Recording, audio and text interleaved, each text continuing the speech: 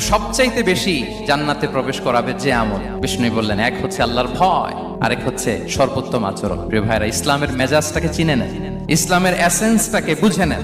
আমরা ভালো আচরণকে গুরুত্ব দিতে চাই না। অনেক নামাজি লোক দেখবেন নামাজ পড়তে পড়তে কপালে কালো দাগ ফেলে দিচ্ছে, বাসায় বউয়ের সাথে খারাপ আচরণ করে, খিটখিটে মেজাজের, প্রতিবেশীর সাথে শুধু ঝগড়া, কলিগদের সাথে ঝগড়া, মারামারি, দুঃসম্পর্ক, এরকম আছে না? নাই বলেন, আছে না? কিন্তু নামাজি, অনেক বড় হাজি, একদিনও কোরআন তেলাওয়াত মিস হয় না।